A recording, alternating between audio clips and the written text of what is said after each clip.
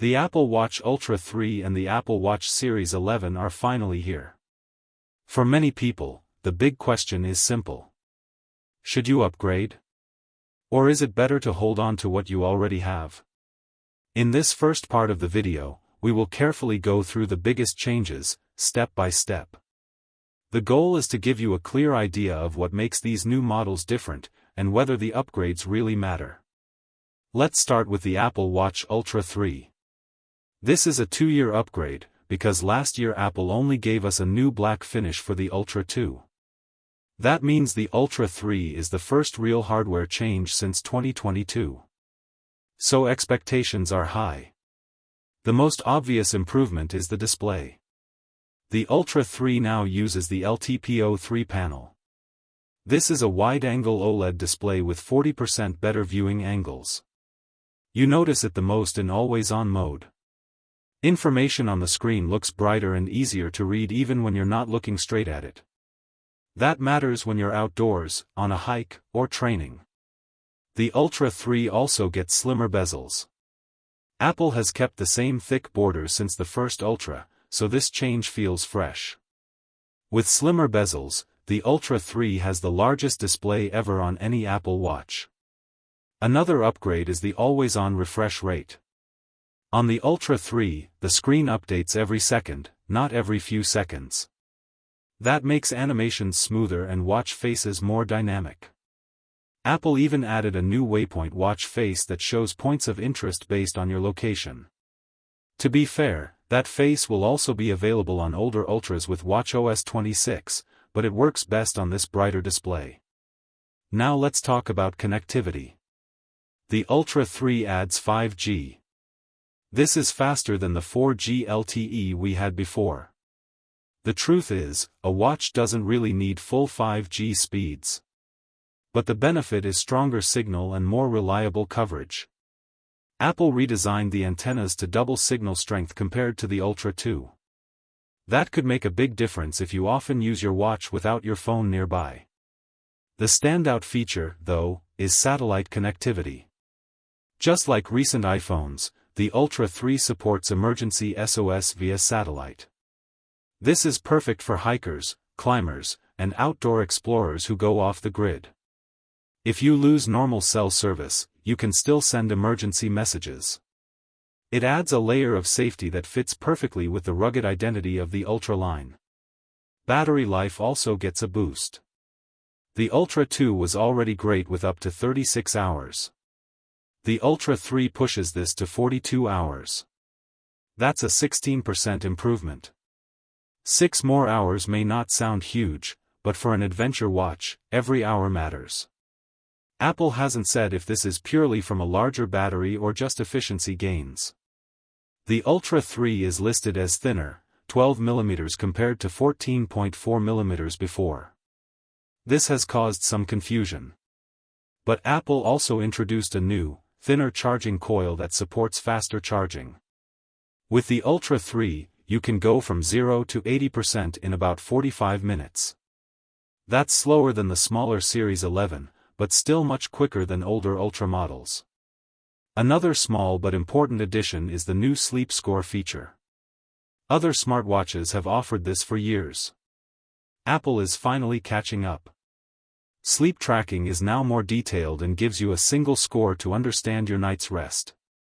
This feature will roll out to all watches running watchOS 26, but it's still nice to see it on the Ultra 3 out of the box. Bands also got some updates. The new trail band now includes reflective yarn. That improves visibility at night. Apple also introduced new band colors and expensive Hermes options. Those luxury versions go up to $549, which is more than some people pay for a new iPhone. But the good news is that the base price of the Ultra 3 hasn't changed. It still starts at $799. Inside, the Ultra 3 gets the S10 chip. On paper, it sounds like an upgrade over the S9. But in reality, performance is very similar. The architecture hasn't changed much. Apps open fast, animations are smooth, but if you own an Ultra 2, you won't feel a major difference. The real upgrades are in display, connectivity, and charging. So, is it worth upgrading from the Ultra 2? For most people, the answer is no. The differences are real but not dramatic. If you already have the Ultra 2, especially the black model, you're not missing much. But if you own the original Ultra from 2022, the Ultra 3 is a solid step forward. You get a faster chip, better display, longer battery, satellite SOS, and faster charging. For adventurers and extreme athletes, the peace of mind from satellite safety alone could make the upgrade worth it. Now let's move to the Apple Watch Series 11. This is the standard model, and it also brings some interesting updates. The first change is durability. Apple has added a new ceramic shield coating that bonds to the glass at an atomic level. This makes the display 2 times more scratch-resistant than before. It's an invisible upgrade, but one you'll appreciate in daily use. The Series 11 also adds 5G.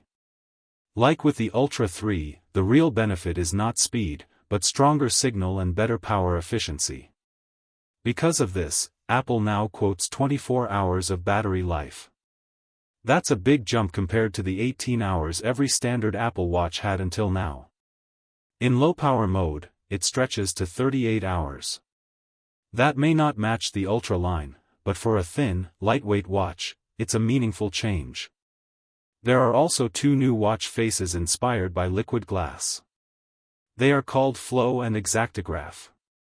These come with watchOS 26, so older models will get them too. Still, it gives the Series 11 a fresh look.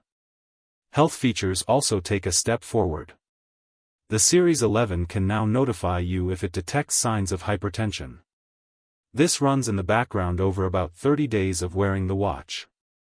It is not a replacement for a medical device, but it can warn you early and push you to check with a doctor. This feature is also rolling out to other recent Apple Watches, so again, not an exclusive.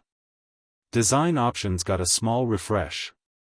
Last year, the Series 10 came in rose gold, silver, and jet black. Now, Apple has added space gray. That makes 4 aluminum finishes in total. Titanium finishes remain the same. Band options also expanded, with Nike Sports Loops adding reflective yarn. The price of the Series 11 stays at $399. That's good news. No price hike this year. Of course, it can go higher if you pick larger sizes, premium finishes, or cellular models. But here's the truth, if you own a Series 10, upgrading makes little sense. The Series 11 is one of the smallest year-to-year upgrades Apple has ever done. It's similar to when the Series 7 moved to Series 8. The only major differences are slightly better battery and a stronger display coating. That's not enough to justify the cost.